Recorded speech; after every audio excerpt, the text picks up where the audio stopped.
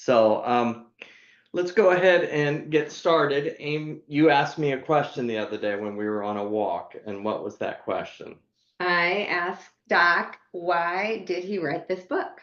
So that lasted, well, first he said to make a lot of money. And then I just, thanks a lot for that. But no, then we ended up walking for a good hour and nonstop conversation. So why did you write the book? Yes, and it's not just me.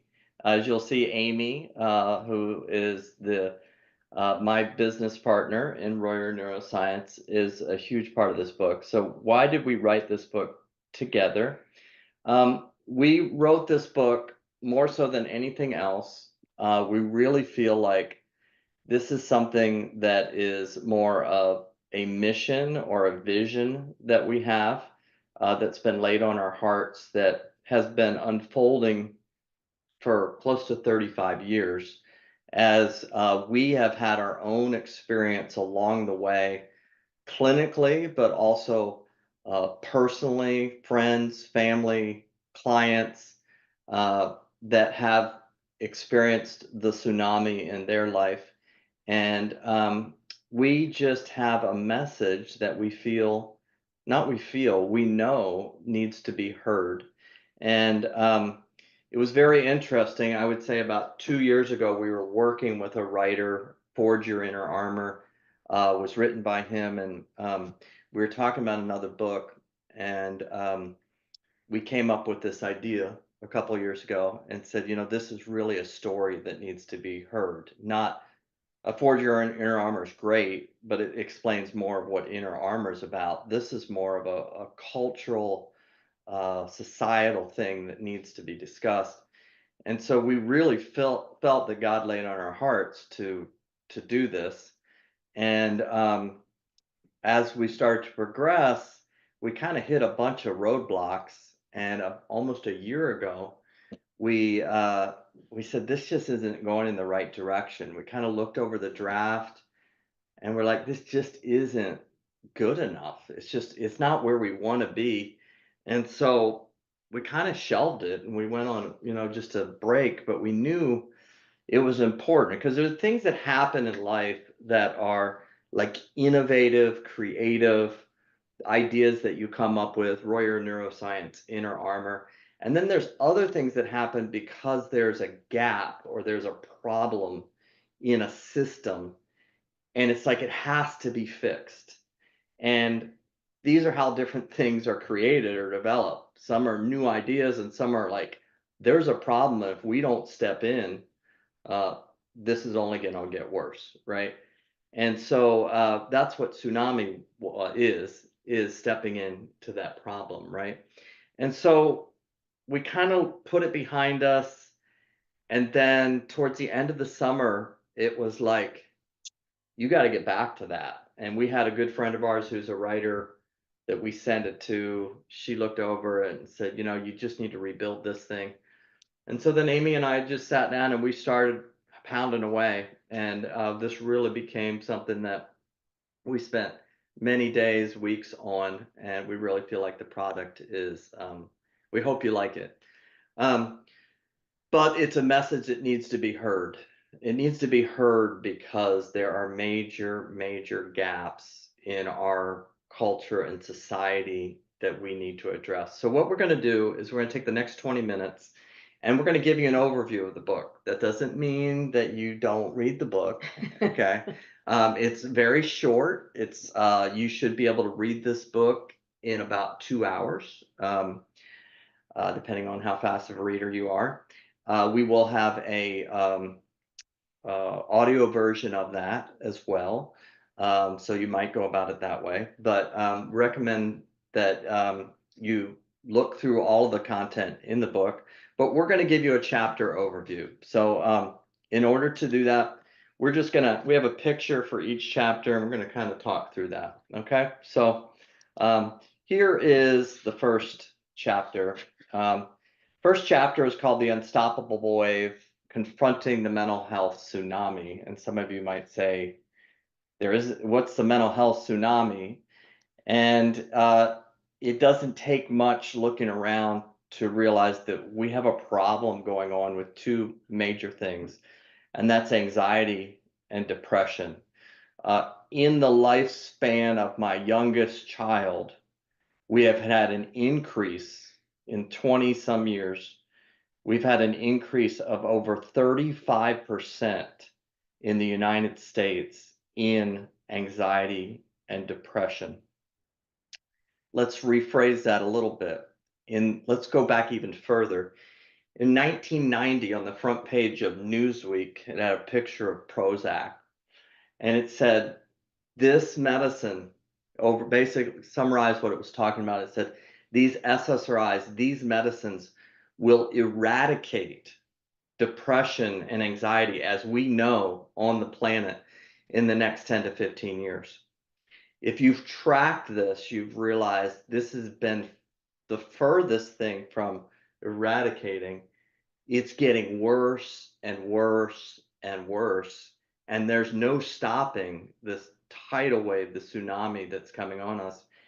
And to give you an idea, there's over 40 million people in the United States that have anxiety. That's clinical anxiety. That's not just the, hey, I've got anxiety. This is like it's been diagnosed as anxiety. That's 40 million, which is 20% of our population. So next time you're in Starbucks and you look around, count 5 people. One of those people has a significant clinical anxiety disorder. Then in depression, we know that there's 20 million people that have clinical, not just down or dysthymia, but clinical major depression to the point that they probably can't work. And that's 20 million people, which is 10%. So we have 30% of the people in the United States that are experiencing clinical depression or clinical anxiety. And only about 27 to 30% of those people are actually getting treatment at all for it. So even if that we could stop it right now, there's nothing that says we will. And so it's estimated in 25 years that close to 70 to 80% of the United States will have a combination of anxiety or depression. That's crazy, right? To think about. This thing is an epidemic upon us and nothing's stopping it. And so we have to find a way to step in. And that takes us to chapter 2. All right, so we're going to talk about chapter 2. Just a quick takeaway from chapter 1 is something that Doc and I have talked about when we look at those numbers that he just talked about is our family represents 10 adults. So anytime we gather with our family, if we're being realistic, 2 in the room are struggling with a clinical level of anxiety. Like it's just that close to home. And maybe it's me. I mean, we all have so much stress coming into our lives and coming at us that it's just super important to us to realize no one is alone in it and there is more that can be done. So chapter 2 is thinking solutions, where we talk about the conventional approaches and we give credit to the current modalities, which would be the medication approach and the therapy approach. The thing that's difficult about those 2 approaches is one is that the rate of the need is much higher than the supply of the help. So we have an issue straight out of the chute, even if you do have the insurance coverage, that it's very difficult to get the adequate amount of help that you may need. But the other thing that is something we are really, really called to in our practice is looking upstream.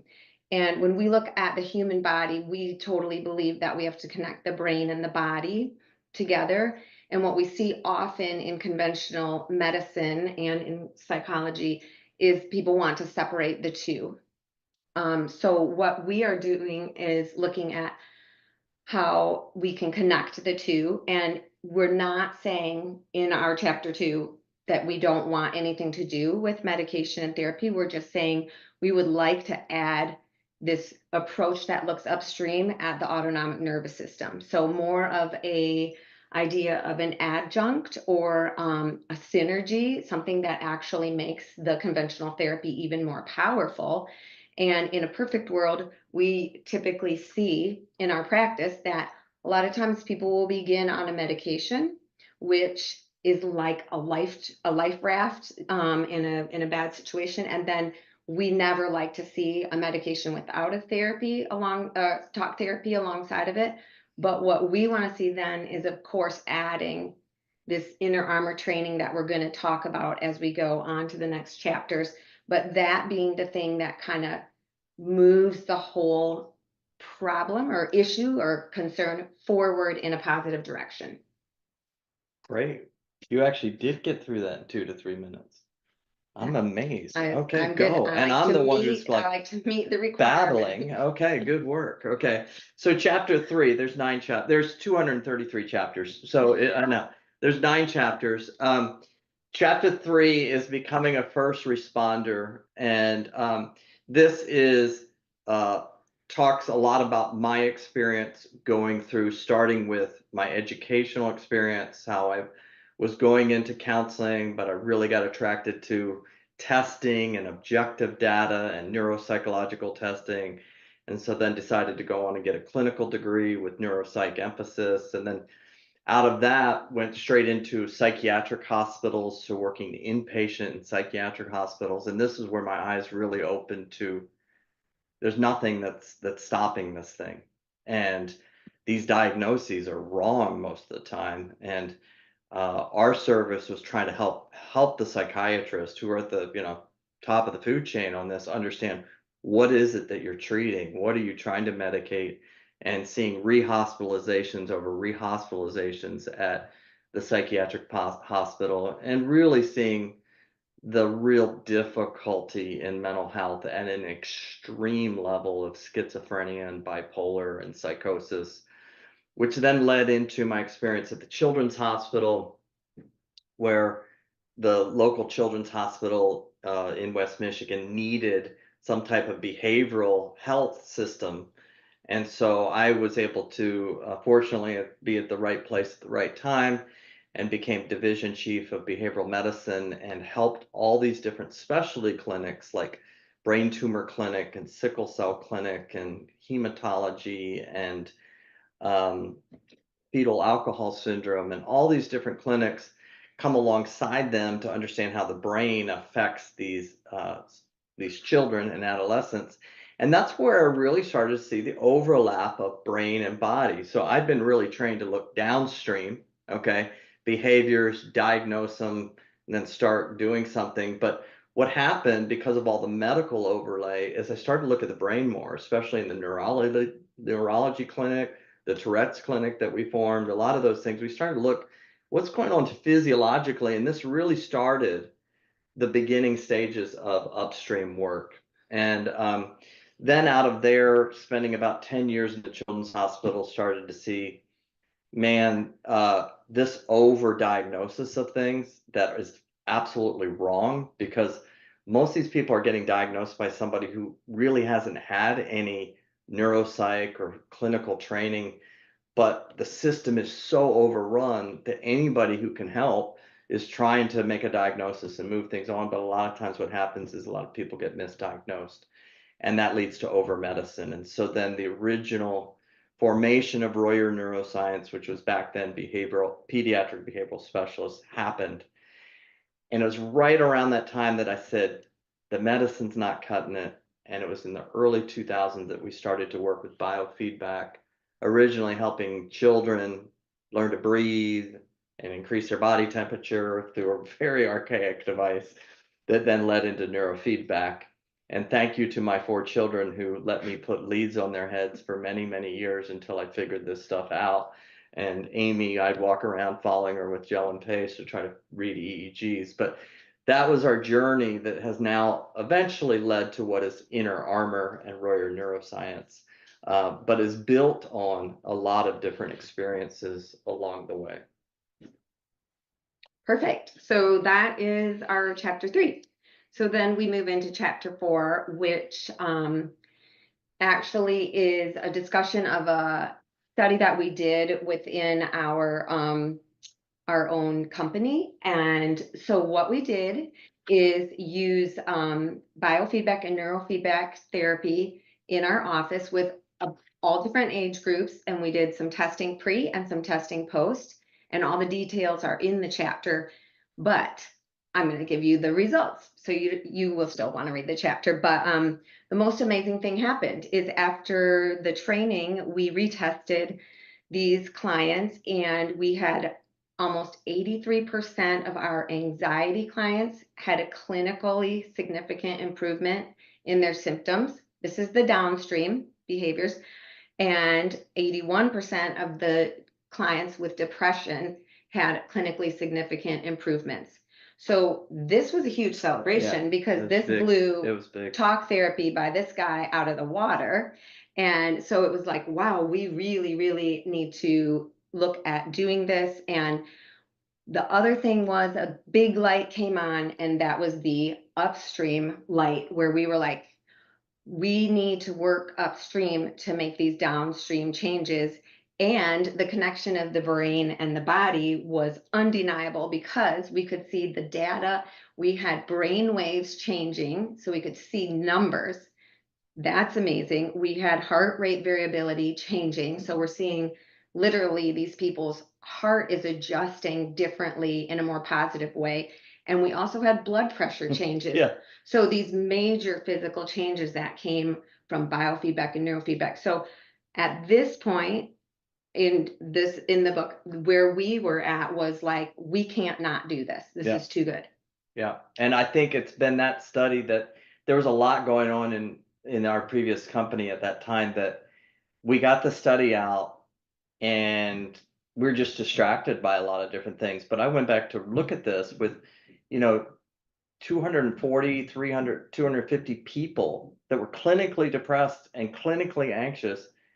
They were 81 to 83% had gone into the normal range. And it's like, wait a minute, what is this? I've never seen anything like that. And that really kind of like started to get our engine turning. Like, we really need to be part of the solution. And so that was a very objective, quantifiable thing, about 2015, 2016. And before we get into the next chapter, 7, actually that's 4, this is 5, before we get into 6, and we talk about anxiety and depression in particular, it's really important at this moment that we stop and say, well, where did all this stuff come from? It's like, you know, are Amy and Doc like just creating these, snake oil stuff in the basement? And it's not that at all. There's pioneers who've been way before us, like Nobel Prize winners. This is one of my favorite chapters, and I think Steve Moss, who's on here, he mentioned that too in his proofread of the book. Like, I just love this kind of stuff because you're looking at 150 years of so many people's hard work, but they didn't have PCs and Macs, They had to make like glass tubes to read saliva coming out of dogs while they were ringing a bell to figure out, oh, the autonomic nervous system upstream gets activated when I do this downstream behavior. And Ivan Pavlov is one of probably the greatest minds in medicine and also behavioral medicine combined. He kind of set the whole thing going. He ends up getting basically a grant from Russia that says you can do whatever you want to for as long as you want to, because you're inventing so many things, and wins the Nobel Prize. And then on to B.F. Skinner. And then we find out about Hans Selye, who actually coined the word stress about the body, which wasn't really coined until 1940. Can you believe that? We talk about stress like it's, we've used that word forever, but people didn't realize there's things in the environment that actually can affect me physiologically. And Selye is in there, and it's really cool. And then we start to get into, these guys have all these great ideas, these pioneers, but they just don't have the technology to measure things in real time. Yeah, I can ring a bell and a dog will salivate, but I can't read brainwave activity. That's like too complicated. Well, then you get Bill Gates and Steve Jobs come along, And they're like, hey, how about PCs that you can have in your home or carry in your on your phone, right? And we can read brainwave activity now in real time on our phone from any place in the world.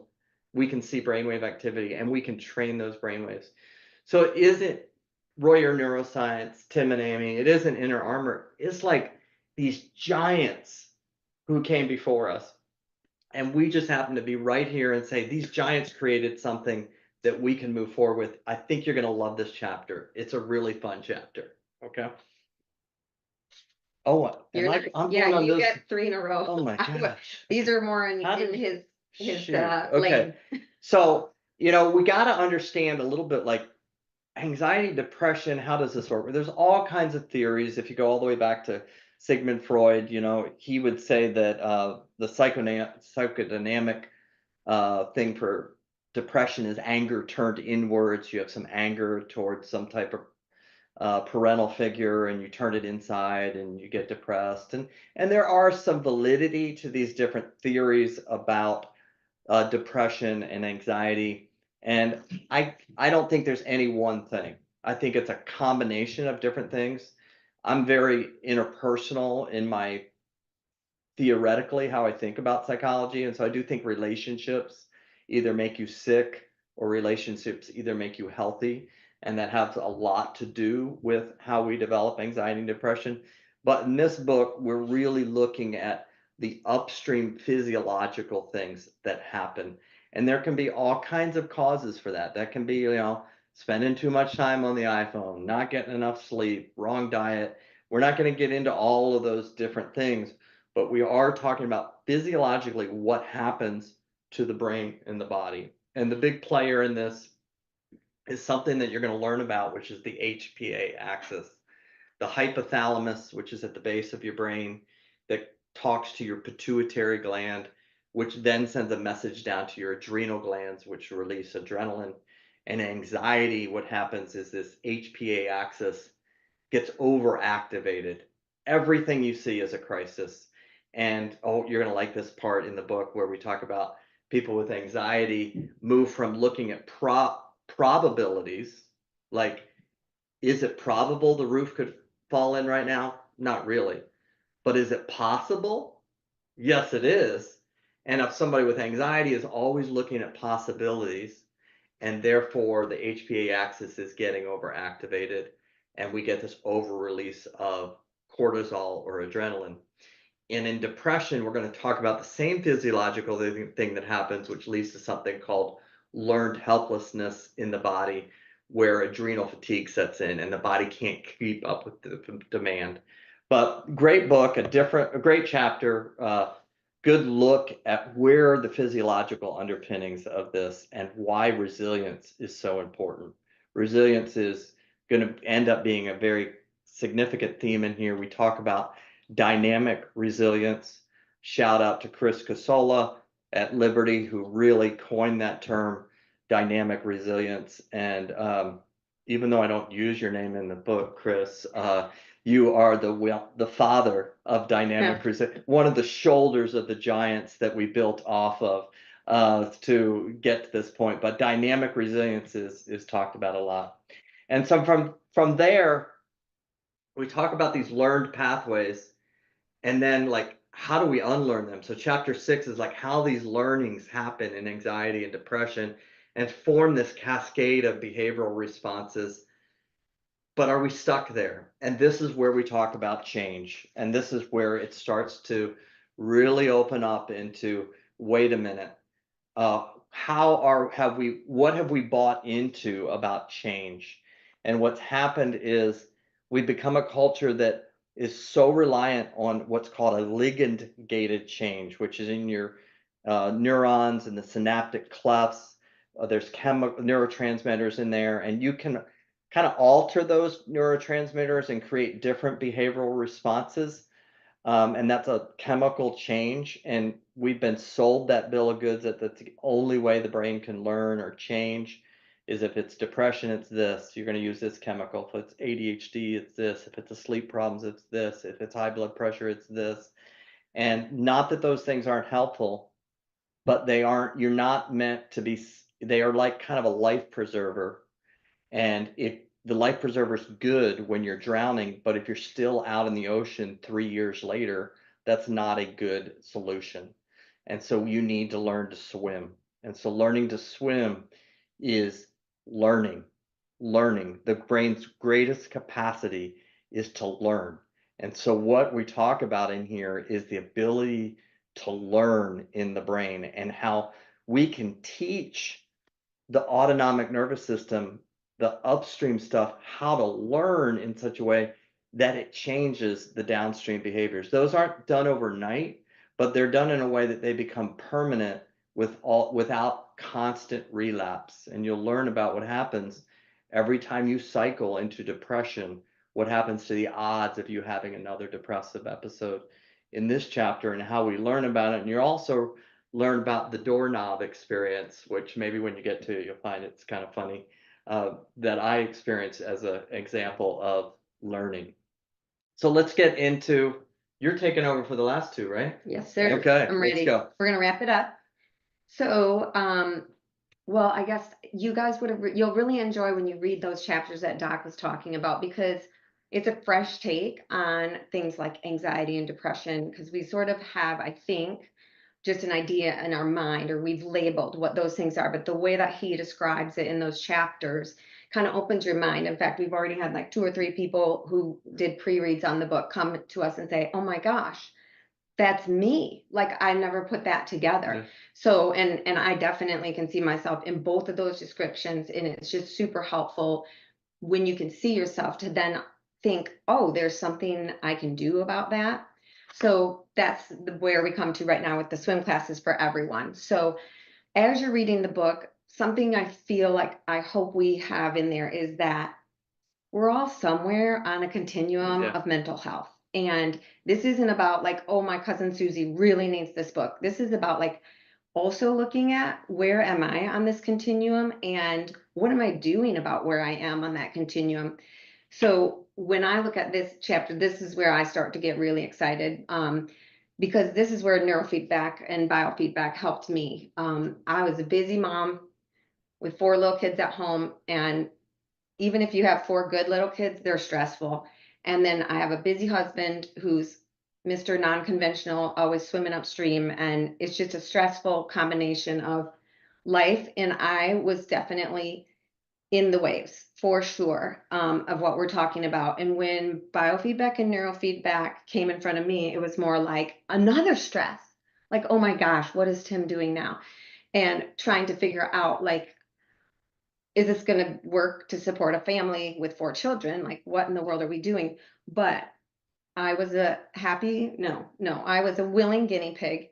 And this stuff changed my life. And my life wouldn't be the same right now if I hadn't done this training and learned these principles. And the way that I function on a literal day-to-day basis has this structure underlying it about the upstream and the downstream. Like I could get real emotional about it because it's really meaningful to me.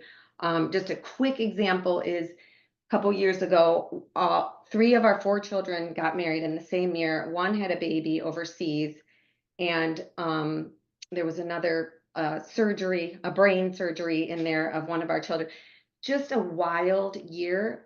And my underlying principle during that year was you better sleep well and you better do your breathing, or you probably aren't going to look so great at the end of this year.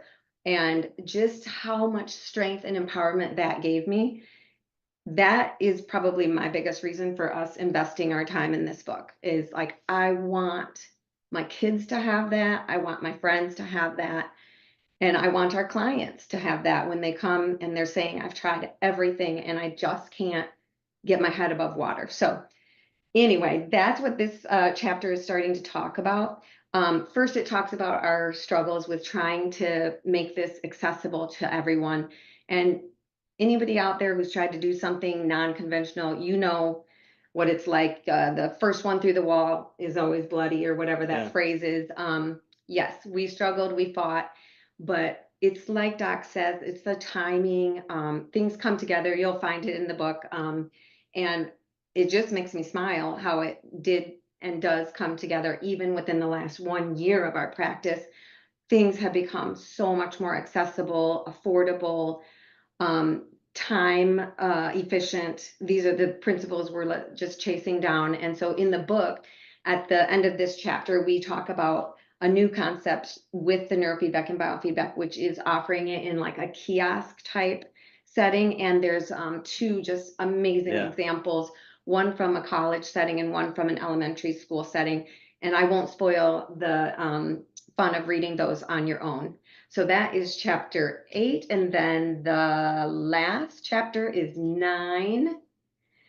And yes, this is a picture of me standing up. Just kidding.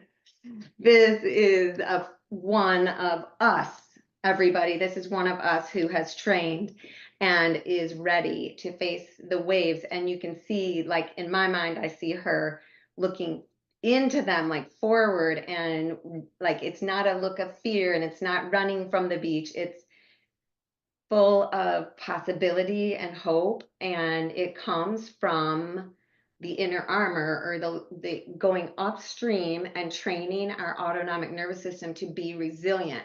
We're all going to have stress, and in fact, the word stress, as Doc said, was not originally like a bad term. We've kind of moved it in that direction, but stress was a measurement of how strong a beam was. Mm-hmm. And so stress, like if it was a higher stress rating, that's a stronger beam.